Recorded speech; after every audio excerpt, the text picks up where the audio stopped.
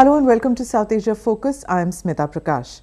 Continuous strikes and blockades since January 5th by the Khaleda Zia-led Bangladesh Nationalist Party alliance has resulted in staggering economic loss of about 2.7% to the country's GDP. This according to the Dhaka Chamber of Commerce. To add to that, nearly 30 people have been killed in the violence. Khaleda Zia was released on January 19th after a house arrest of more than 2 weeks, amid renewed violence over last year's controversial polls which Zia had boycotted and Prime Minister Sheikh Hasina eventually won. To discuss this and more, we have with us Dr. Smriti S. Patnaik, an expert on Bangladesh affairs. Thank you for speaking with us, Dr. Patnaik. The news out of Bangladesh for several years used to be either natural disasters or else hartals, which is strikes. Now that seemed to have changed when Sheikh Hasina's rule came about and then the elections happened. But now in the past couple of months it seems to have slipped back, or at least couple of weeks. It seems to have slipped back, and the news coming out of Bangladesh is not really good. Again strikes, again arrests, again the battle of the Begums. Is there a slide that you see happening in Bangladesh? Frankly speaking, after the 5th January election which took place last year, that where BNP did not participate in the election, if you see that time, there is quite a bit of violence where more than 500 people have been were injured and killed from October till the 5th January. And after 5th January elections, that's 2014 elections, because this is the 1 year which the BNP was wanted to actually observe it as the democracy killing day, which the Awami League wanted to observe as democracy saving day. So from both parties' perspective, looking at the 5th January, it is very different how they look at it.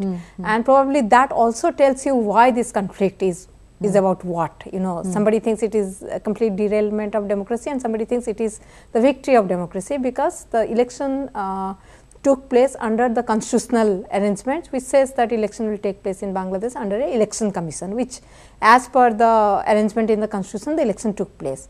The opposition has been, as you know, arguing for a caretaker government, neutral caretaker government, quote unquote neutral, for the election to take place under the CTG system, which was in place from 1996 till 2000. But isn't the debate over that, once the government has come into being, isn't the debate over a caretaker government finished? Now elections have taken place, a government is in place. You didn't take part in the elections, sit at home. I mean, I would think actually the debate is that it was the entire thing of BNP not participating in the election was that this debate was not finished. Okay. Just they felt that probably because Sheikh Hasina also said that after the election, because if you don't hold the election on the, supposed to be some kind of a reconciliation on the 5th of January, if the election doesn't take place, then that will lead to a kind of constitutional vacuum, because the constitution doesn't speak. If the election doesn't take place, then what happens? So therefore the election was a constitutional necessity as Awami League defined at that point of time. It also assured that it will soon have dialogue with the BNP. And in fact, the dialogue never happened. Okay. And in fact, the Awami League has consolidated itself in power, which BNP feels that this government is going to last for 5 years, and the BNP feels that it cannot allow this government to last for 5 years. That means legitimizing the elections which took place under the election commission, and BNP's objective is that they will not they will not participate in any election which takes place under the election commission. There has to be a CTG. Now so the only way is through this hartals, demonstrations, violence. Is that the only way that the BNP and the Jamaat will agree for some kind of political process to go forward? It is a kind of pressure tactics, because they felt that this government, the Awami League, after after election in January 5th last year, has started consolidating power, and there is no sign of opening up dialogue with the BNP. But this, correct me if I am wrong, but I thought that this system of hartals and strikes and violence that the Jamaat and the BNP had taken, it was strongly objected to by the civil society, by people, and people were angry, came out in the streets against it. So didn't the Jamaat and the BNP get a signal that this kind of politics is no longer acceptable in Bangladesh? I think the Jamaat and the BNP took the signal that this is something which is not acceptable, because many of the people were extremely angry, especially those innocents who were caught in this hartal, who have nothing to do either with Awami League or the BNP. Like the transporters, school children. Yeah, burning the vehicles, people being burnt alive, more than 150 people, being attacked in the street, and there is this petrol bomb being sent. 26 people has already been killed within these 2 weeks. So, the strategy of the BNP is that even if people do not like it, they feel that through this strategy they will pressurize the government to have dialogue. At least there will be an international public opinion which will be built against the government to open up dialogue with the BNP. So, is there an international opinion being built against Sheikh Hasina? I think that there are some countries who have been saying that have a dialogue with the BNP, and BNP is saying that the government needs to have a dialogue, but also at the same time I think the international community is extremely angry about the kind of violence this this hartal has especially these cadres of these two political parties have been able to unleash on the people. It is complete paralyzed, the state, I will say the city is completely paralyzed. The A-level exams have already been cancelled, offices are closed, your normal life is completely paralyzed. I don't think Bangladesh is right now have a stamina to go for this kind of hartal, which actually leads to destruction of public property and the innocent people. Now tell me, the only thing going for Sheikh Hasina when BNP and Jamaat had taken these tactics, had used these tactics in the past, the only thing going for Sheikh Hasina was that the Bangladesh economy was doing well, right? So she could go to the international community and say that, look, my policies work because the GDP is rising, people are happy, they're going to work, kids are going to school, there are products in the shelves, people are buying, the middle class is happy, everything is going fine with Bangladesh. It's these radical elements, Islamic fundamentalist groups which are against me. Are things going right for her at this stage to go to the international community and say this, take the same message again? I think that things are going right. The GDP growth rate has been 6% over a period of time, I think, which is spectacular compared to other countries in South Asian region.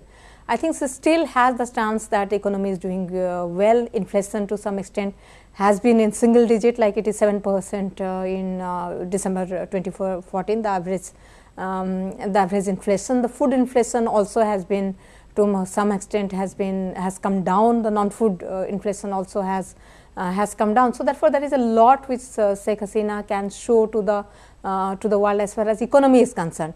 The international community also has been very, very critical of the BNP and saying that you must snap your ties with Jamaat, because the belief is that most of this violence has been done by the Jamaat cadre, which actually it is a very coherent kind of cadre. It's just spearheaded by the Jamaat, but then actually... and the hartal call is given by the BNP, because this is also a kind of thing to show in Bangladesh the democracy has functioned by showing your strength in the street. Like for example, I'll just give one example. BNP is right now not, BNP did not participate in the election, they don't have any member in the parliament. So therefore, there is no other place to show their strength except for the street. But having said that, even when BNP was part of the parliamentary politics, it never got into debate and discussion within the parliament. This is also true of Awami League. And they have always taken to the street to show that how powerful, how strong they are, how they can paralyze everything, how they can, and they will not allow the government to function. In that case, if it is a power of the street, how come that when all this is happening, the Ganajagaran Manch people have not got onto the streets to protest against the Jamaat violence like they did earlier? Actually, the Ganajagaran Manch, when they took to the protest in the street, it was for the war crime trial and the verdict which was given. Correct. So therefore, I think the civil society has been very, very critical about the kind of violence. But they are not going to get together to protest against the Jamaat violence? No, probably because the thing is that the police are already like for example. So it's only going to be a state crackdown on the violence, yes. but not people's movement. There are some places where the Army League, cadres have been engaged in violence, have attacked also the, there has been this violence between the groups and all. But mostly it is happening between the BNP political cadre and the police has been injured, they have been attacked, because that is how they provoke. Like if the police is trying to obstruct you, attack the police, as a result you will face a retaliation from the police, which will result in the killing and which will actually result in a kind of criticism against the government that you are using the police force, which has resulted in killing of so many people. So if Sheikh Hasina's attention is focused so much on curbing all this which is happening, the political tumult as well as street violence, will she stay on course on the war crimes trial? I think war crime trials, yes, because it has, geared up in a particular manner. There is a kind of, acceleration of some of the verdict which has come out in the recent past. So once it is on track, I don't see this, this kind of violence or this kind of thing which is practiced by the government and the opposition is actually going to obstruct the war crime trial which is going on, because it's in a different track. Okay, finally, Dr. Patnaik, my question to you always, do you see a rapprochement between the Begums at all? I actually, frankly speaking, I do not see much of rapprochement, unless, suppose hypothetical, let's say that Awami League calls the BNP to have a dialogue with it or opens up a dialogue. What does it result? My question mark is that will there be a political compromise between the two of them to have to at least say what is the kind of election, what is the kind of institutional framework they need to have the election done in Bangladesh. That is the main question. So if we have the dialogue and we stick to the same position, doesn't really lead to anything. And of course the usual question again, whether the army is still in the barracks in Bangladesh. Yes, I will say the army is still in barracks. Things have not deteriorated for them to come out or at least intervene or advise the government to function in a particular manner. Thank you very much for speaking with us. Thank you.